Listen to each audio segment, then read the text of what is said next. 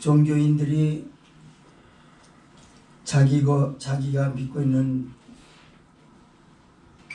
종교와 신을 언제 가장 간절히 믿고 의지할까? 사람들은 교회 없이도 예배와 신앙 유지가 가능하다고 장담해 왔었습니다.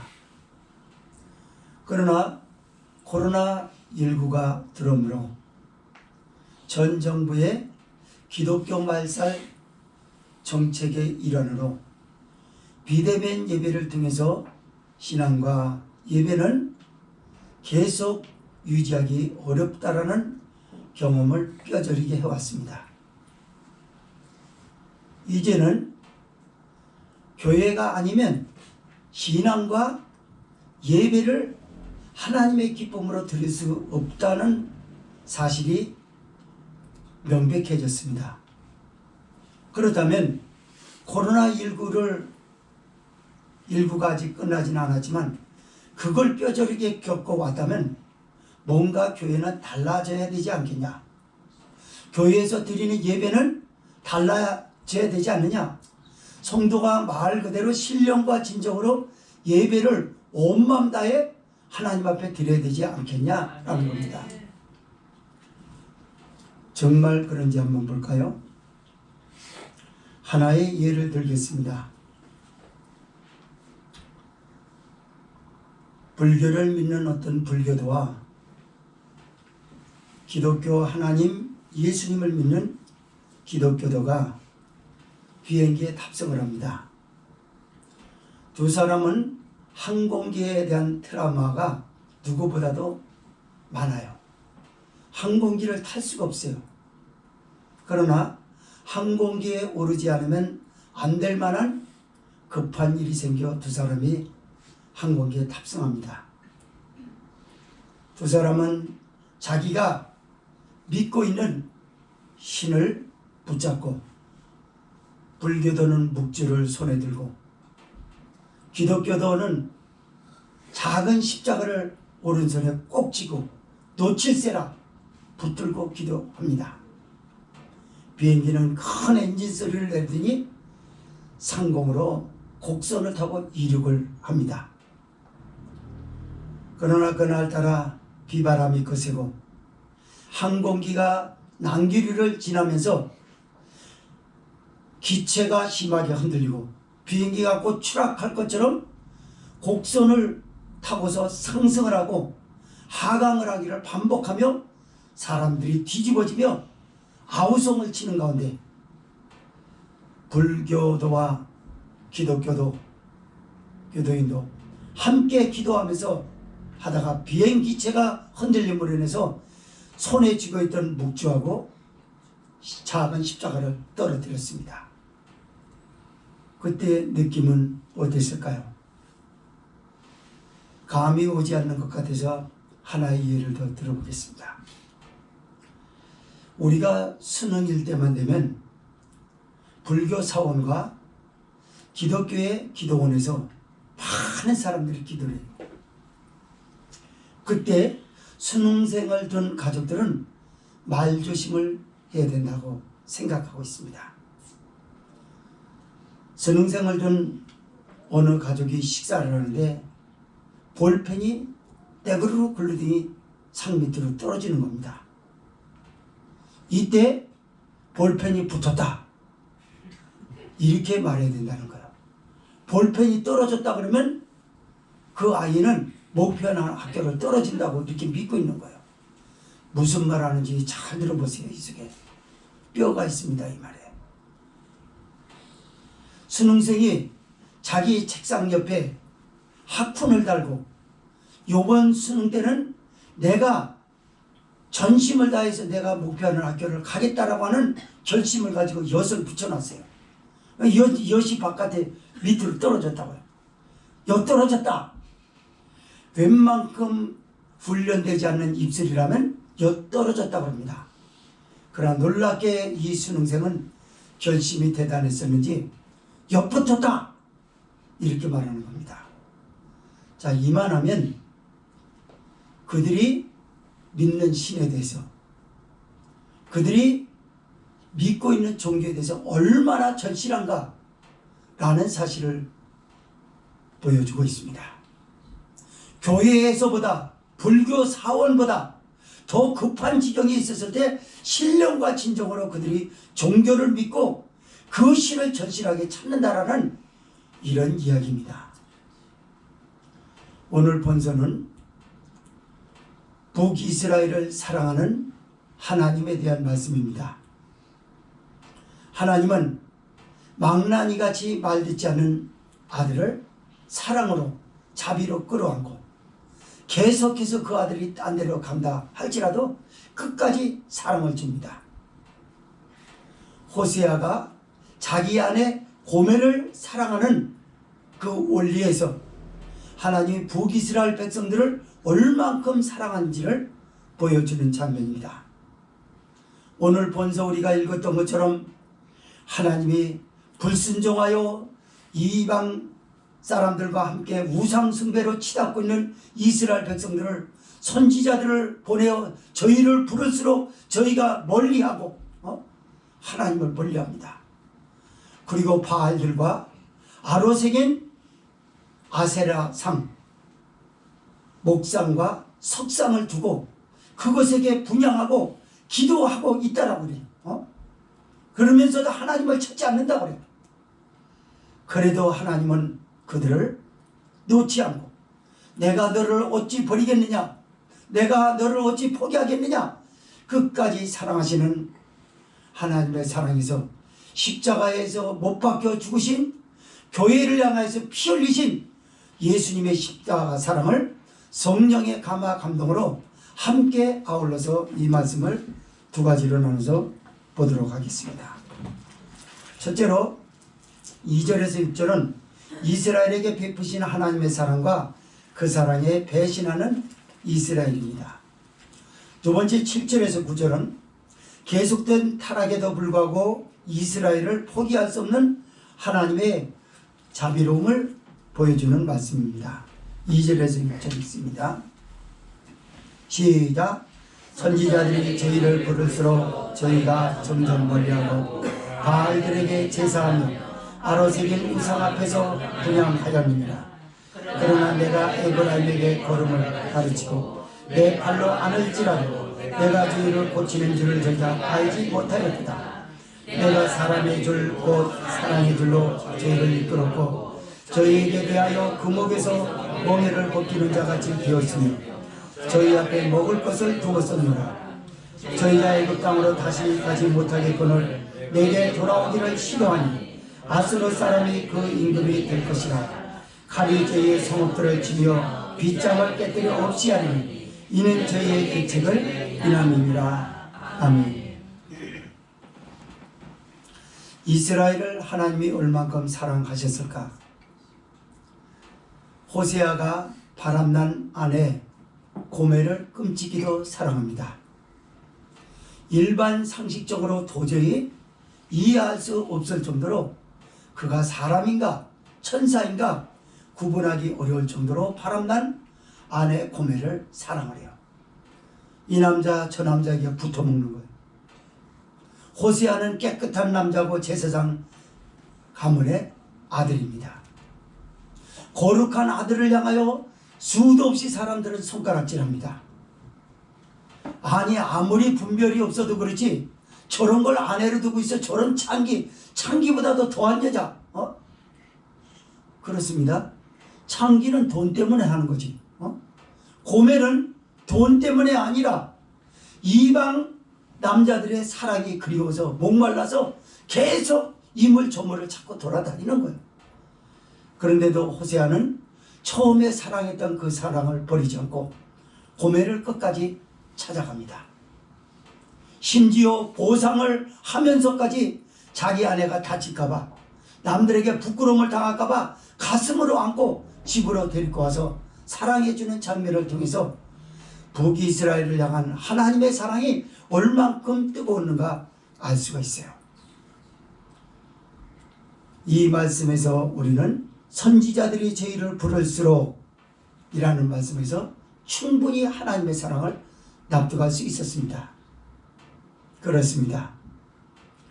그러나 그들은 하나님을 더 점점 멀리 했습니다. 불순종하고 하나님 앞에 배격하는 백성들을 향하여 손짓하는데도 불구하고 오라고 야단치려는 손가락질이 아니라 내가 너를 사랑한다라는 애처로운 손길을 부리치고 점점 멀리 가는 거예요. 멀리 가서 어디로 가고 있나요? 이방 땅에서 배웠던 바알들에게 그 목상, 석상, 바알과 아세라 신들을 제사하고 또 분양하는 겁니다. 이스라엘이 바알에게 아세라에게 제사를 했다는 건 오늘날로 말하자면 예배를 드렸다는 걸 말하는 거예요. 그것들에게 분양하였다는 건 기도했다는 걸 말하는 것입니다. 앞서 제가 말씀을 드렸습니다. 어떤 불교도인, 어떤 기독교도인 각각 자기 신을 믿어요. 그러나 그들이 중심을 다해서 드려야 할 사원과 예배당 안에서는 그렇게 하질 않아요. 위기를 자기에게 가장 도움이 필요한 때는 항공기에서 추락하지 말아야 된다. 그렇지 않아도 항공기에 대한 트라우마가 있는데 이게 추락하면 되겠냐. 그때만 하나님이 필요하고 그때만 신이 필요한 거예요. 오늘날 기독교인들이 그렇다고 하는 것을 이 말씀에서 여실히 보게 되는 것입니다. 왜 이스라엘 백성들은 바알들을 그렇게 찾았을까요? 아세라 신을 그렇게 찾았을까요? 바알은요 풍요와 다산의 신입니다.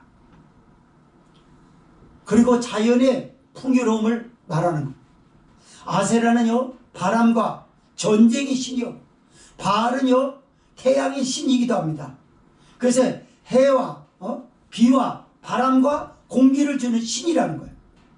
여기에 빠져 있는 거예요. 이쯤에서 성령이 우리 대한민국과 교회를 사랑하시는 것을 한번 여기서 보도록 합니다. 우리 대한민국에는 고종 말기 때, 즉 말하자면 순종 때입니다. 그 아들 순종이죠. 조선 말기 때 선교사님들을 보냈어요. 유교와 불교와 미신에 빠져버린 나라, 그 죄악의 구렁텅이에서 건져내시려고 우리 주님은 손짓을 했습니다. 선지자들이 많이 불렀어요. 그리고 곳곳에 교회를 세웠습니다. 그러나 그렇게 부를수록 우리 대한민국에서 교회는 점점 더 하나님을 멀리하고 바알과 아세라에게 빠져듭니다. 우린 원래도 어김없이 벌어졌던 15일 전에 있었던 새 해맞이를 보면서 알 수가 있어요.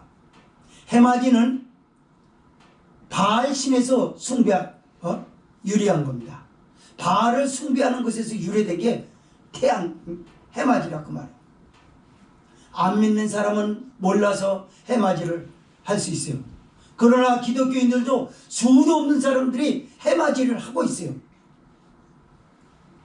해맞이를 했다라고 하는 그 자체가 잘못됐다라는 그 말이 아니라 해맞이를 하려고 하는 그 마음속에 무엇을 가지고 있느냐 그 말이에요. 마음의 소원을 빌고 싶었던 거예요. 그게 마치 하는 것처럼, 물론 그들은 자기 나름대로 충분한 피아를 할 겁니다. 또 오르는 한 해의 태양이 아름다운 것처럼 나의 꿈이 떠오르고 내가 받고자 하는 기대되는 것들이 지는 것보다는 또 올라야 되지 않겠냐 변명할지는 모르겠습니다. 그렇지 않아요. 그들은 바알을 찾았고 아세라를 찾았던 겁니다. 우리 대한민국은 12월 초부터 지금도 쉬지 않고 뉴스 보도에 의하면 김정은이는 잠을 자지 않는다 그래요. 잠을 자지 않고 우리나라를 괴롭힙니다. 내가 잠을 자면 이 나라가 어떻게 되겠냐 그러면서 뉴스에 그렇게 나왔어요. 그리고 우리나라를 겁박합니다. 핵으로 곧박을 해요. 그래서 사람들 가운데 무엇이 들어있냐면 해맞이를 하면서 보통 일반적으로 모든 사람들이 가지고 있는 소원들이 뭐였냐고 말이에요. 먹고 사는 거죠. 의식주로. 하나님 재물을 많이 주세요. 좋은 집에 살게 해주세요. 좋은 사람을 만나게 해주세요. 건강을 주세요. 우리 집안에 불상사가 일어나지 않게 해주세요. 그리고 이 행복이 오래오래 지탱되려면 국력이 필요합니다. 그 중에서 가장 대한민국의 안전의 핵심인 국방을 책임져 주세요. 이렇게 했을 것입니다. 그러면서도 여전히 교묘하게 그런 걸 감추고 또는 모르는지 교회 와서는 아무 일도 없다는 듯이 그냥 와서 찬송이 예배 순서에 따라서 찬송을 부르고 묵상 종을 올리면 참회를 하고 하는 척하고 하나님의 말씀을 듣는데 자기 마음을 내어주지 않는 이런 안타까움들이 있어요. 하나님은 종들을 세워서 계속해서 반복해서 말씀하십니다. 저희를 부를수록 예수님이 우리의 죄를 위해서 십자가에 죽으셨다. 예수님의 피로서 이 교회는 피로 산 값이다.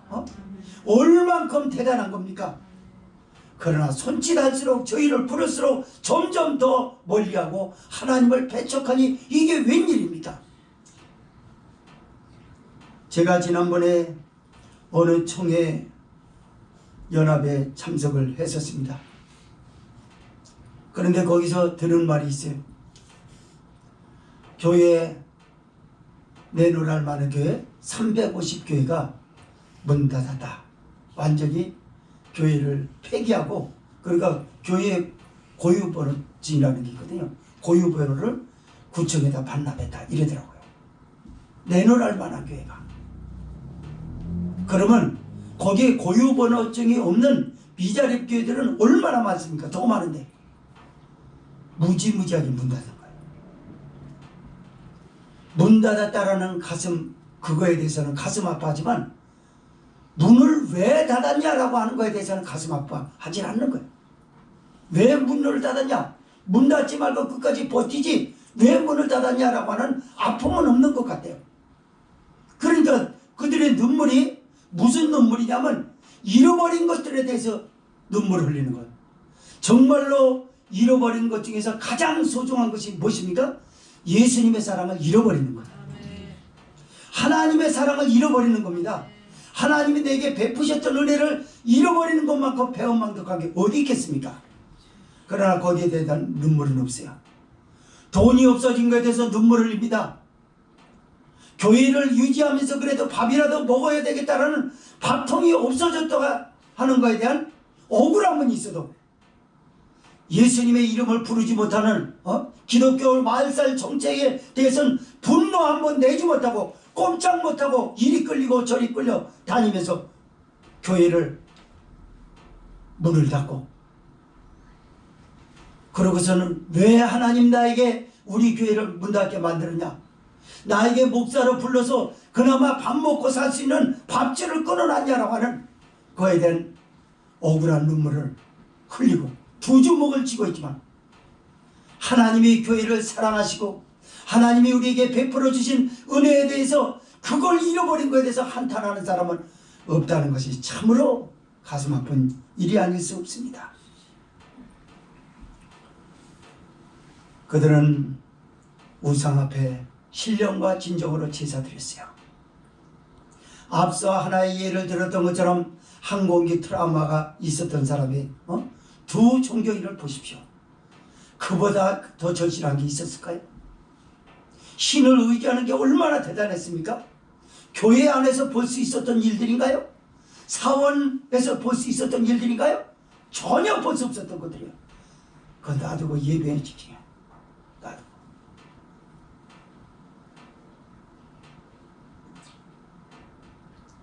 목줄을 가지고 무엇을 했을까요? 정말 살려달라고 그 소원이 얼마나 절실했습니까? 하나하나 돌리면서 십자가를 붙들면서 뭐래?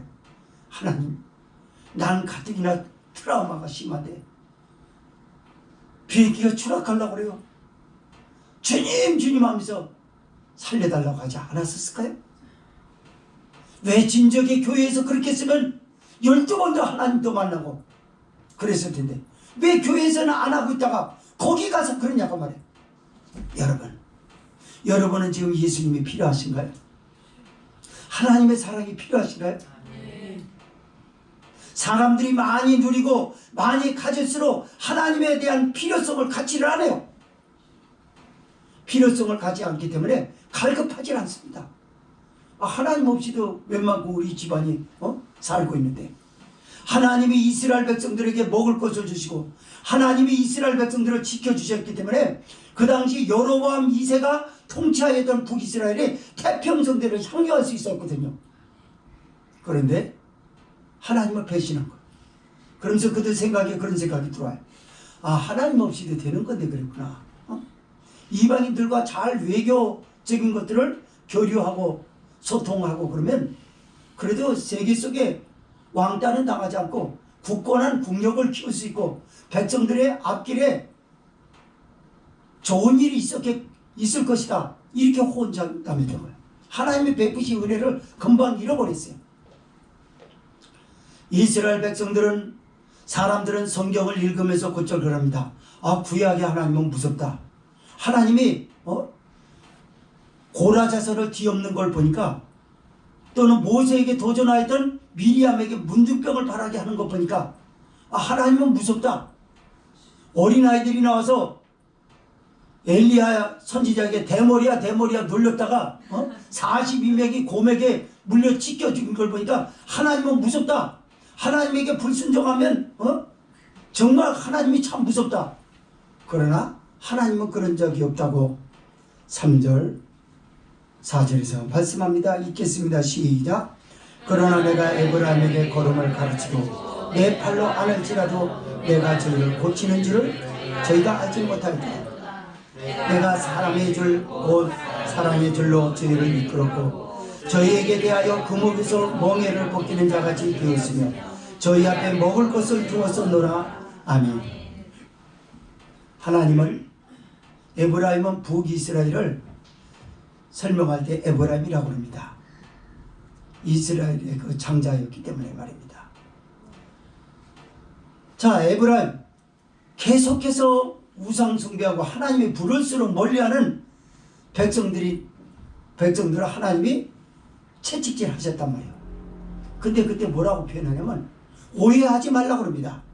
내가 물리적 힘으로 너희들을 심판하겠다는 목적을 다스렸다면 네가 이 땅에 존재하겠느냐? 그 말이에요.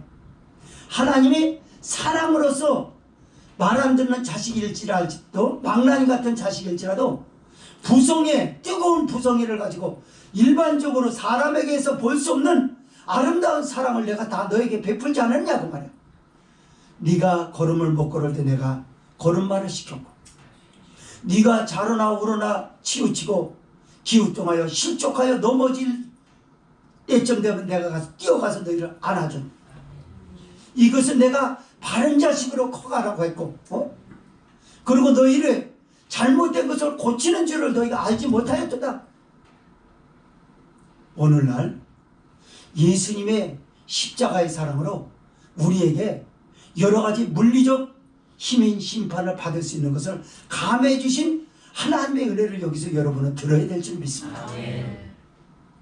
만약에 우리가 구약되어 계속해서 하나님 앞에 불순종하고 경거망동했으면 매를 많이 맞았을 거예요. 그러나 지금까지 우리가 이렇게 했던 건 뭡니까? 하나님이 걷지 못하는 어린아이처럼 우리를 봤어요. 가서 걸음발을 잡아요. 강제적으로 힘으로 잡아 끕니다. 왜 못 걷냐고 잡아 끌지도 않았어요. 그냥 아이가 자유롭게 놀 수 있는 대로 해서 기웃동하면 또 가서 앉는 거예요. 주저앉으려고 그러면 교회가 나쁜 짓을 하고 그런데도 불구하고 하나님은 앉기 못해. 그리고 다시 일어나서 혼자 스스로 하기를 바랬던 거예요. 자발적으로 하나님을 찾기를 바랬고 하나님을 사랑하기를 바랬단 말이에요. 이렇게 해서 고치는 하나님의 깊은 뜻은 알지 못하고 저희가 알지 못하였도다. 하나님 내가 뭘 잘못했는데 나한테 이렇게 만드느냐 하면서 원망 불평만 쏟아내고 있는 거예요. 그러나 난 너를 그렇게 한 적 없다. 내가 사랑의 줄로, 아주 부드러운 줄이라고 그러잖아요. 내가 사람의 줄, 곧 사랑의 줄로 저희를 이끌었고 저희에게 대하여 금옥에서 몽이를 벗기는 자같이 되었으며 저희 앞에 먹을 것을 주었노라. 여러분 잘 들어보세요. 이끄는데 하나님이 어떤 가축을 이끌어요. 가축을 이끄는데 부드러운 줄로 이끕니다. 가축은 부드러운 줄로 이끌면 안 돼요. 빳빳한 줄로 짧게 잡아야 돼요. 훈련시키려고. 그래서 못 가게 힘으로 잡아치고 때리고 이래야 됩니다. 그런데 부드러운 줄로 줬다는 건 어느 정도 자유를 줬다는 걸 말하는 거예요. 마음대로 하기고. 그래서 밭을 갈아요. 이제 이스라엘 백성들이 적과 꿀이 흐르는 가나안 땅으로 가기까지 하나님이 그들을 인도하셨던, 자비롭게 인도하신 사랑을 여기서 지금 이 말씀을 하고 있는 거야. 내가 언제 너를 일을 목적으로 해서 멍에를 여기다 씌워놨냐. 내가 너 사명을 주고, 목사의 사명을 주고, 교사의 사명을 주고, 성도의 사명을 주고, 교회에서 일하라고 한 멍에를 내가 너를 일을 부려먹고 그리고 노예처럼 부리기 위해서 그런 줄 아냐? 난 그런 적 없다. 소가요, 밭을 갈면은 밭 갈다가 이래 나달 같은 게 있어요. 곡식 같은 게 있으면 그거 먹느라고 밭을 제대로 안 갈고 가다가 이렇게 하면 주인이 때리고 이러거든요. 그래서 못 먹게 하는 방법은 딱 하나 있어요. 망을 씌우면 됩니다. 망을 씌우면 가서 이래도 뭐 혓바닥이 어디 나올 때가 있어야 뭘 먹든가 말든가 하지. 못 먹거든요. 그러나 주인은 그때만큼은 배려를 합니다. 아유, 이놈들에게, 이 녀석에게 먹을 것은 좀 허락해야 되겠다. 그래서 그 틈을 타서 채찍질 당하기 전에 한번 빨리 가서 확 해서 풀 뜯어먹고 이런 걸, 곡식을 먹고 하는 걸 우리는 어려서 종종 봐왔거든요. 이스라엘이 그랬다는 거예요. 이분은 채찍질도 하지 않아요. 먹을 것을 주었노라 그랬잖아요. 네가 먹을 거를 알아서 너희들 좋아하는 것들을 내가 앞에다 다 두었다고 말이야. 이게 무슨 말일까요? 이스라엘의 경제를 말하는 거예요. 이스라엘의 안전을 말하는 거예요. 하나님이 너 그럴 줄 알아서 니들이 바라는 게 뭐냐? 그거 아니냐? 그래서 내가 그것을 먹을 것을 앞에다 다 두었다라고 그러는 거예요. 맞아요. 성도 여러분, 여기서 교회를 향한 우리 하나님의 애절한 소리를 여러분은 들으셔야 될 것입니다. 내가 언제 너 교회 다니라고 해서 너를 노예처럼 부린 줄 아냐? 그럼 너는 나를 노예처럼 부렸다라고 하지 않느냐? 왜 이렇게 힘이 드냐? 내가 너 힘들라고 그런 줄 아냐? 너 내가 가만 놔두면 네가 일반인처럼 출세하는 가문이기라냐? 아니 그런 지인이 있기라냐? 네가 무슨 뒤에 백이 있느냐? 너 아무것도 없어. 그래서 내가 너를 백줄로서 너에게 든든히 서주기를 바라고 그런 인격으로 너를 만들려고 너를 세워주고 사명을 줘서 예수 믿게 하고 하늘나라 구원을 얻게 하고 그리고 축복하기 위해인데 왜 너는 그 뜻을 헤아릴지 모르고 내가 사랑으로 너를 저기 했지 언제 너에게 과중한 노동을 목적으로 해서 너를 부른 줄 아냐? 수많은 사람들이 신앙의 묘미를 잃어버렸어요. 신앙의 묘미를 잃어버리는 순간에 우리를 상식을 지배하는 것들이 뭡니까? 나를 노예처럼 부린다는 거예요. 믿음 생활하는 게 힘들다는 거예요. 내가 믿음 생활하면서 하나님이 나를 갖고 가고 있다고 하는 심오한 가르침에 대해서는 아랑곳하지 않고 말입니다. 이스라엘 백성은 그래요. 5, 6절 읽습니다. 시작. 저희가 애굽 땅으로 다시 가지 못하겠거늘 내게 돌아오기를 싫어하니 아수르 사람이 그 임금이 될 것이라. 칼이 저희의 성읍들을 치며 빗장을 깨뜨려 없이 하리니 이는 저희의 계책을 인함이니라. 아멘. 이스라엘 백성들은 애굽을 의지했어요. 하나님은 사랑으로 그들을 섭리하십니다. 애굽으로 다시 돌아가지 못하도록 애굽과 끈끈한 동맹을 유지하면서 안전을 취하려고 하는 그들, 그렇다면 영원히 하나님을 버리게 될 거예요. 그래서 하나님을 버리지 못하도록 하나님은 신흥 세력인 아수르를 강력한 군대를 앞세웠어요. 그래서 애굽의 동맹을 무의미하게 만들었던 거. 그리고 아수르가 그 임금이 돼버립니다. 네가 하나님이 싫다고 그러니까 그래, 너희 하나님은 아수르의 임금이다. 그러니까 아수르가 이스라엘에게 다스리는 것은 뭡니까? 물리적인 거예요. 물리적 상징인 칼을 가지고 그 성읍들을 치며 갑니다. 이스라엘 백성들의 성읍들을 칩니다. 칼날로 백성들을 들고 칩니다. 네가 그랬지? 나는 너를 사랑으로 어린아이처럼 걸음마를 못할 때 걷게 하고 기웃동거리면서 넘어질 때 안아줬는데 그게 싫다며. 내가 너를 훌륭한 사람으로 만들주고자 하는 심오한 뜻을 알지 못하고 힘들다며. 그럼 진짜 힘든 게 뭔지 해봐라. 마귀의 칼날이 우리에게 질병을 갖다 주고 세상에 여러 가지 제도적인 것들이 칼날처럼 휘몰아쳐서 자격을 요구합니다. 자격이 되지 않으면 칼로 물베듯이 우리를 다 잘라내. 취업하기 어렵고 대학 가기 어렵고 살아가기 어렵고 세상에 아수르의 칼날과 같은 위험한 일들이 얼마나 많습니까? 여러분, 초등학교 학생이 엄마에게 외아들이 엄마 안녕 학교 갔다 올게. 그날따라 바쁜 엄마 아빠가 나와서 연실 침을 붙이면서 뽀뽀합니다. 오늘도 공부 잘하고 선생님 말씀 잘 듣고 알았지? 알았어 엄마. 예쁘게 방글받고 오던 초등학교 2학년생이 횡단보도를 걷다가 신호를 위반한 버스에 치여 죽고 말합니다. 애가 잘못한 거 없었어요. 애는 손들었대요. 근데 버스가, 대형 버스가 평소에 습관이 그런 사람들 때문에 그래요. 운전을 하면서 커브를 이렇게 들는데 조그만 애니까 안 보여. 손을 두고 애는 걔는 순수해서 차를 피할 줄 몰라요. 그냥 신호등만 믿는 거예요. 그렇게 배웠기 때문에 파란불이 건너올 때 들어올 때 건너가라 이렇게 배웠거든요. 배운 대로 가는데 배운 대로 하지 않는 어른 때문에 죽었어요. 이런 비극이 그 집안에 일어날 줄 누가 알았겠어요?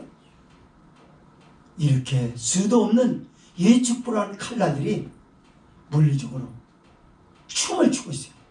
그래서 하나님이 거기서 너를 안전하게 피하게 해주고 방패막이가 돼주겠다는데 굳이 네가 그렇게 하니까 아수르의 임금이 너희 임금이 될 것이다. 칼날로 치는 걸 보고 그러고서 배우라. 그리고 누가 하나님이 정말로 너를 심판을 목적으로 해서 너를 다스렸던 건가? 사랑으로 너를 교육시키고 관리하게 해주고 잘하게 해주고 축복해 주려고 하는지 여실히 체험을 해봐라 그 말이에요. 수도 없는 교인들이 그렇게 체험을 했어요. 신앙생활 열심히 하다가 신앙에 회의가 몰려오고 그래서 신앙생활 안 하는 편이 낫다라고 그랬어요. 예배 횟수를 줄입니다. 그러다 교회도 몇 년 떠난 사람들 많았어요. 처음에는 자유로운 줄 알았어요. 그러나 잠시 후에 탕자가 못을 잃는 것처럼 빠져나가는 것에 대해서는 아무도 모릅니다. 좋은 것이 내게서 다 빠져나갑니다. 돈도 살아가는 재미 때문에 빠져나간 줄 몰랐어요. 건강이 세상에 타락된 삶에 좋아서 육체의 향연에 빠져가지고 자기의 건강이 빠져나가는 줄 몰랐어요. 다 빠져나가고 나서야 그제서야 정신을 차립니다. 그때 때는 되죠. 그러면서 그들은 한결같이 생각합니다. 그래, 내 아버지에겐 풍족한 품권이 얼마나 많은 거. 내가 아버지의 아들이라기보다 아버지의 품권의 하나로 나를 여기달라고 하고 가야 되겠다. 바깥에 나가서 아수르의 칼날에 물리적 힘을 당하고 나서야 그제서야 하나님은 사랑이시다.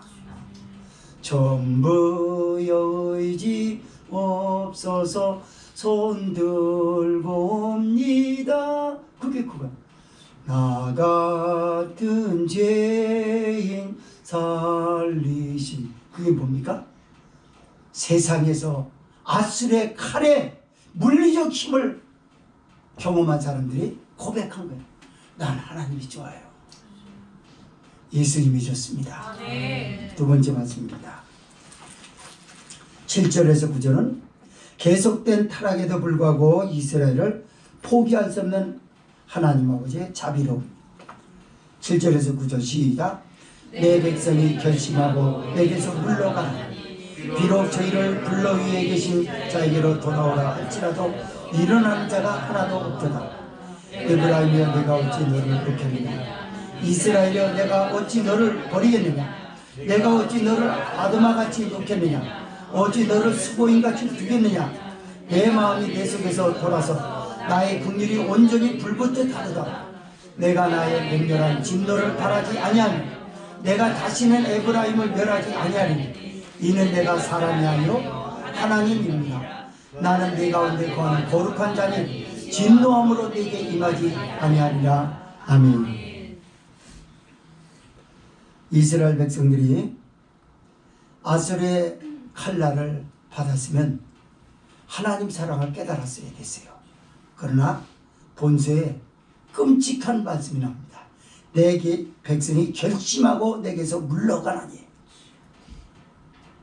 이건 뭘 말하냐면요, 북이스라엘의 타락 중에서 그나마 북이스라엘이 존재하게 된 근거는 남유다의 예루살렘 성전을 가는 것이거든요. 거기는 하나님의 임재의 초소입니다. 그래서 거기를 가게 만들었어요. 그러나 여로보암 2세는 타락을 해서 베델과 단에 금송아지를 세웁니다. 그걸 계책이라고 하죠.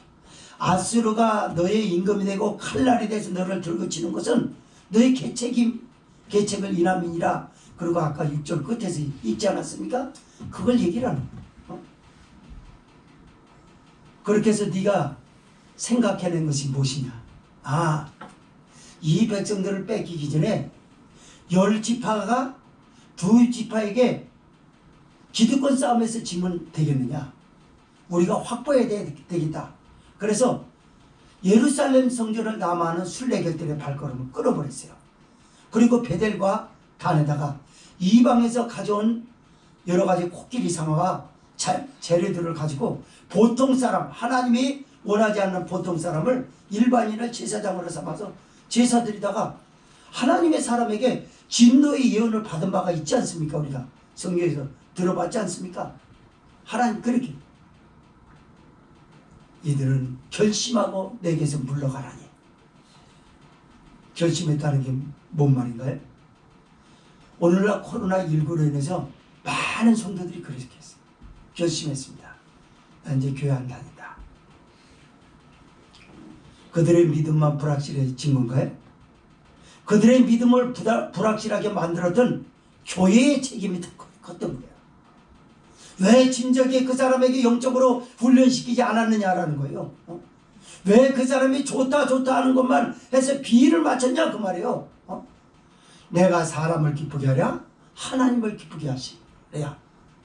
내가 만약 사람을 기뻐하였다면 그리스도의 종이 아니라 사람의 종이라. 그러나 내가 하나님의 기쁨이 되고 하나님을 기뻐하시기 때문에 사람의 종이 아니라 그리스도의 종이라고 선포했던 바울처럼 말입니다. 교회가 하나님의 기쁨으로 성도들을 치유하고 양육을 하였더라면 얼마나 좋았을까. 그러면 하나님의 기쁨이 될 수 있는 치유의 방법은 뭘까요? 그것이 디모데 후서 3장 16절 아닌가요? 모든 성경은 하나님의 감동으로 된 것은 교훈과 책망과 의로 교육하기에 유익하니 이는 하나님의 사람으로 온전케 하려 하심이니라. 하나님의 사람으로 온전하기 위해서 그의 잘못된 것을 교정을 시켜주고 더 말한 대로 하면 책망을 하고 이것은 그 사람이 미워서 그러냐, 그 사람을 남에게 망신 주기 위해서냐, 그게 아니라는 거예요. 의로 교육하기에 유익하니 하나님의 사람으로 온전하게 하려 하심이니라. 이 하나님의 기쁨이에요. 저 장로님이 나한테 잘했으니까 장로님한테 참아 못하겠어. 내 동생이 권산이 내 동생이기 때문에 참아 못하겠어. 내 형제이기 때문에 내 가족들 이기 때문에 차마 이 말까지 못하겠어. 이것이 성도들을 유학하게 만들었던 거예요. 그래서 점점 멀리하고 결심하고 그러잖아요. 결심. 여러분 그냥 결심도 대단한 건데 아예 배신하려고 작정하고 그러니까 코로나19 3년을 겪으면서 사람들이 결심했습니다. 어떻게? 교회 안 다닌다고. 교회가 한 게 뭐 있냐? 하나님 왜 이렇게 힘이 없냐? 앞에서 리더하는 목사가 잘못한 거예요. 정부에서 하지 말라는 건 절대 하지 말아야 되기 때문에 안 됩니다. 안 되는 거죠. 그건 사람의 종이죠. 저는 방역 자체를 무시하라는 그 말이 아니에요. 하나님 앞에 하나님이 무슨 독을 마실지라도 해를 받지 아니하고 병든 자에게 손을 얹어줘 꼭 나으리라 하고 부활하신 예수님께서 제자들에게 가르치셨던 말씀인데 교회가 예배 드리다 말고 코로나 걸려가지고 사람들이 죽어나가는 일이 있겠냐 그 말이에요. 이런 말씀을 믿지 않는 거예요. 그래가지고 드리지 말래. 사람 모이면 안 된대.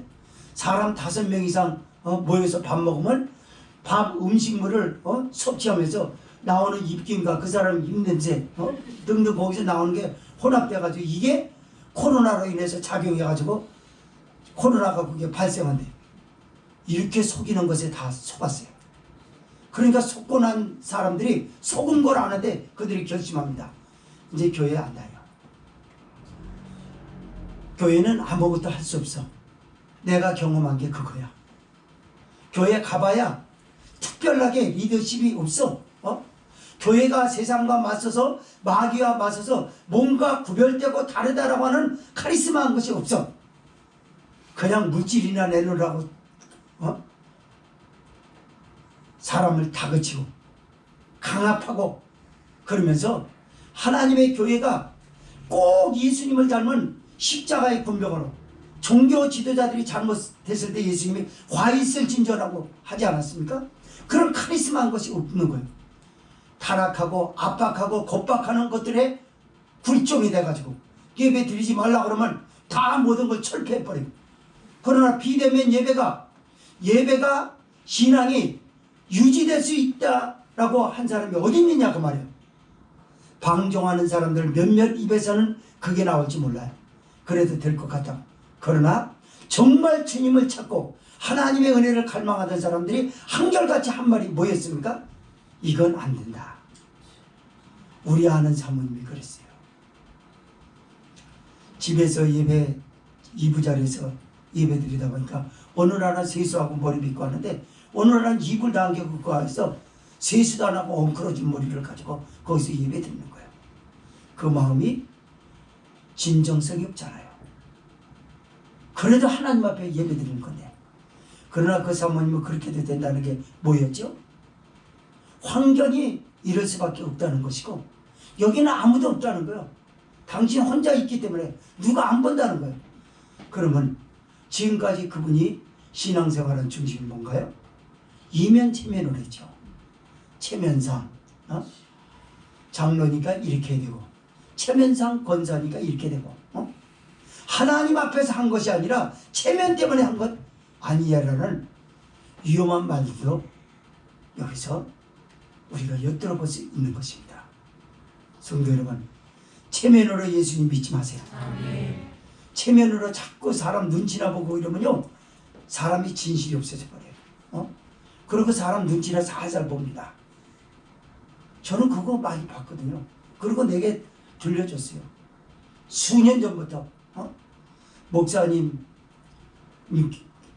와서 저기 한번 기도하는 척하고 목사님이 들어가서 여기서 기도하면 휴대폰 보고 있다가 그래서 성도하러 누가 기도에 늦게 오면 그때 딱 덮었다가 또 저기 하면 휴대폰 열고 그런 사람이 있었잖아요. 아주 오래들어 그렇게 했어요.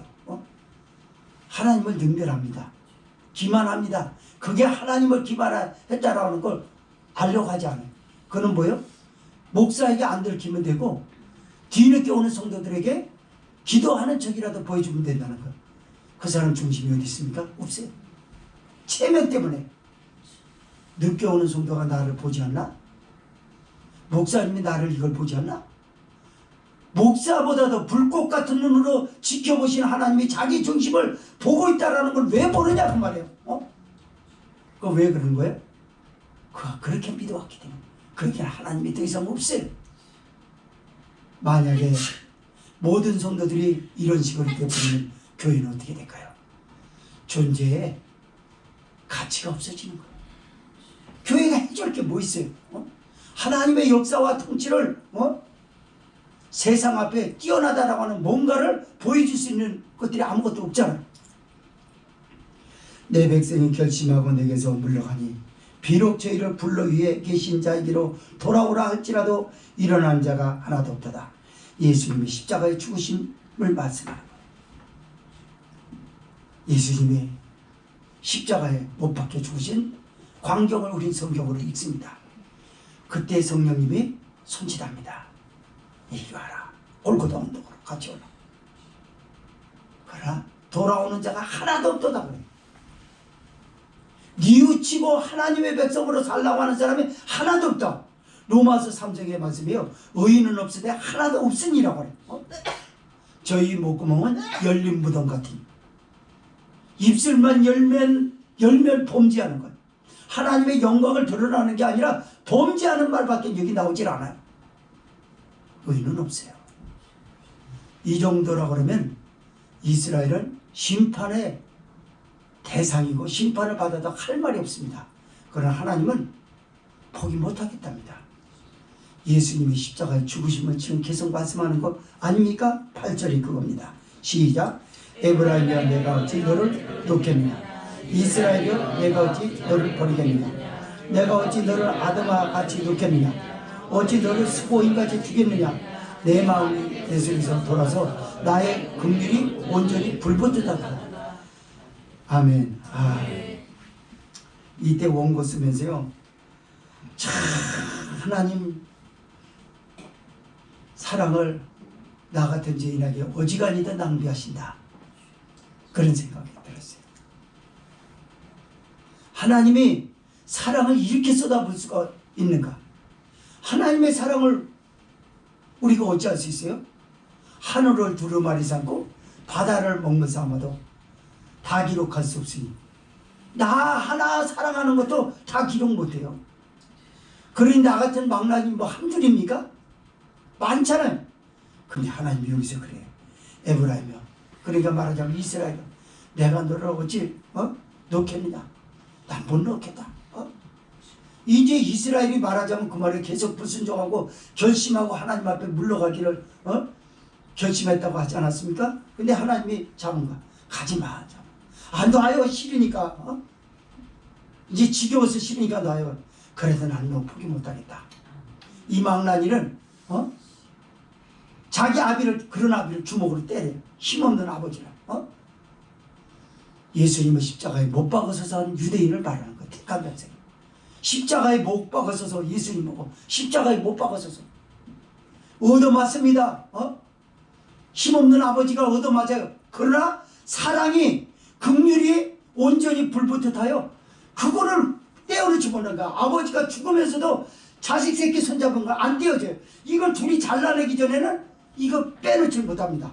아버지의 손을 잘라서 아버지의 잘라진 손이 여기 붙이고 살든가 둘이 잘라내든가 저기 해야지 이걸 뗄 수가 없어요. 십자가에 죽으시는 말이에요. 내가 어찌 너를 놓겠느냐. 내가 어찌 소돔성에 하나가 멸망한 수보인같이 아드마같이 너를 두겠느냐. 그렇게 심판받아서 내가 저기 할 것 같았으면 내가 너를 부르질 않았지. 난 너 못 놓는다. 놓으세요. 이 못된 놈의 망나니는 그냥 주먹으로 얼굴을 칩니다. 침을 뱉어요. 지 아비는 만신창이야 됩니다. 그런데 난 못 놓는다. 내가 너를 어떻게 낳았는데 예수님이 십자가에 죽으심과 부활을 통해서 교회를 피값으로 세우고 자신의 몸으로 세웠는데 이 교회를 어찌 포기하겠습니까? 하나님. 포기 못하겠다는 거예요. 교회는 못된 짓을 하고 하나님을 욕되게 하고 하나님의 영광을 가리고 그런데도 주님은 안 놓겠다는 9절 읽고 마칩시다. 시작. 내가 나의 맹렬한 진노를 바라지 아니하며 내가 다시는 에브라임을 멸하지 아니하리니 이는 내가 사람이 아니요 하나님이니라. 나는 내 가운데 거하는 거룩한 자니 진노함으로 내게 임하지 아니하리라. 아멘. 하나님 앞에 박수 한번 올립시다. 세상에 이럴 수가 있습니까? 내가 나의 맹렬한 진노를 바라지 아니하며 내가 다시는 에브라임을 멸하지 아니하리니 그럽니다. 네가 사랑으로 나 너를 죽였는데도 네가 그게 싫다고 그러니까 이제 그렇게도 안 할게. 이건 뭘 말하는 거죠? 천국 가는 건요 사람의 공로가 이만큼도 없어요. 예수님의 십자가의 은혜 때문에 갑니다. 누가 순교했다고요? 누가 하나님의 앞에 순례자로서 명실상부한 금자탑을 쌓으렸다고요? 천국 못 가요. 그게 혹이라도 하나님이 좋게 봐줄 거라고 기대하고 있으면 그 사람 믿음은 위태로워집니다. 그러나 못났어도 예수님 때문에 천국 갑니다. 아멘. 예수님, 주님 때문에 나는 천국 가요. 아멘.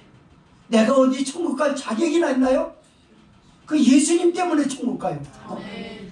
이 사람이 천국 백성이 되는 줄 믿으시기 바랍니다. 하나님이 에브라임을 심판하지 않고 진노하지 아니하는 건 내가 사람이 아니라고 그러는 거야.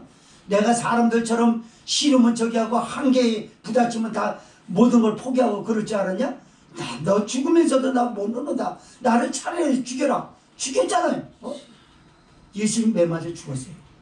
누구에게요? 이방인한테 맞은 게 아닙니다. 이방인들을 때리라고 시켰어요. 법으로 저기 하라. 너희가 하라. 나는 그에 대해서 무죄하니라고까지 얘기했잖아요. 너희가 하라. 그냥 예수님은 그냥 들고 치고 그냥 뺨을 치고 침 뱉고 그냥 주먹으로 얼굴을 때리고 누가 때리는지 맞춰봐라. 선지자 노릇이나 하고 얼마나 조롱을 했습니까? 근데도 그거 맞고도 포기하지 않습니다. 그렇게 매맞게 하고 조롱거리를 둔 제자들 앞에 부활의 주님이 나타나서 말합니다. 얘들아 갈릴리 바다 그 추운 봄에 그물질을 해서 아무것도 잡지 못한 제자들 앞에 나타난 예수님을 여기서 보세요. 얘들아 너희가 뭔가 잡은 게 있느냐? 하나도 잡은 것이 없습니다. 자기도 모르게 대답했어요. 그런데 음성을 두 번째 들어보니까 친근한 음성이 예수님 음성 아니야? 그랬더니 예수님이 하셨어요. 배 오른편에 그물을 던지라. 그들이 한 마리의 고기도 잡지 못하였지만 말씀에 의지하여 오른쪽에 그물을 던지니 배에 만성이 되는 153마리의 물고기를 애운 줄 믿으시기 바랍니다. 그렇게 하고 무토로 나갔어요. 153마리가 고기가 요만한 게 아니라 이런 그 팔레스타인 지역의 고기가 크단 말이에요. 그 고기를 2배 나눠서 실 겁니다. 근데 예수님이 숯불을 펴놓고 생선과 떡을 준비했어요. 그리고 회표를 모닥불을 펴놨어요. 그물질하느라고 어부들이 몸에 다 젖었으니 얼마나 춥겠어요. 날씨는 추운데다가 으실으실한 춥고 예수님에게 한 거는 아무리 뻔뻔해도 고개에 들 수 없잖아요. 예수님 못 쳐다봐요. 슬금슬금 고개를 뒤로 빠지고 춥긴 하고 뒤로 가서 이렇게 해서 불 쬐려고 그러는데 저리 가라고 예수님 발을 쳤습니까? 안 그랬어요. 배고프지? 떡을 먹으라. 제자들은 받아 먹습니다. 그리고 생선까지 구워서 어떤 목사님 그러더라. 가시까지 발라줬다고. 근데 그건 잘 모르겠어요. 생선까지 구워서 줍니다. 그러면서 예수님이 불과 15일 전에 요한의 마가의 다락방에서 그들과 함께 유월절 만찬을 하였던 때를 기억나게 해요. 이것은 내 몸이니 받아 먹으라 하시고 떡을 주시고 이와 같이 잔을 살해하시고 이는 내가 너에게 흘리는 바 곧 언약의 피니라 라고 했던 것을 제자들이 떠올립니다. 그리고 그들은 가슴으로 웁니다. 예수님 나 같은 죄인은 받아주십니까? 바로 그 현장에서 예수님은 요한의 아들 시몬아 내가 나를 사랑하느냐? 예수님 사랑합니다. 요한의 아들 시몬아, 내가 나를 사랑하느냐? 자꾸 물어보니까 내가 주를 사랑하는 줄 주께서 아시나이다. 그런데 예수님 뭐라 그러면, 난 너 사랑해. 내 양을 먹이라. 내가 너를 먹인 것처럼 이후에 교회에서 내 양을 너도 그렇게 먹이라. 그러지 않았습니까? 이게 바로 사람이 아닌 거룩한 하나님이셨어요.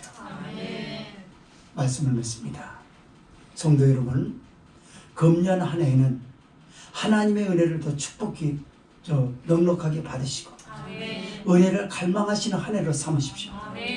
그리고 하나님은 여러분을 잘 되라고 사랑의 줄로, 부드러운 줄로 여러분들을 이끌어 주셨지, 그냥 세상의 제도처럼 마귀처럼 환란처럼 여러분들을 잡아 쓰러뜨리려는 목적으로 다스린 적이 단 한 번도 없다고 하는 예수님의 십자가의 사랑을 가슴에 되새기면서 성령이 이끄는 여러분의 신앙생활에 주저하지 마시고 그분이 이끄는 대로 자발적으로 하나님의 기쁨이 되고 하나님 앞에 영광 돌리는 아름다운 삶을 살다가 하나님이 준비한 영육간의 만찬을 만끽하시기를 주의 이름으로 부탁을 드립니다.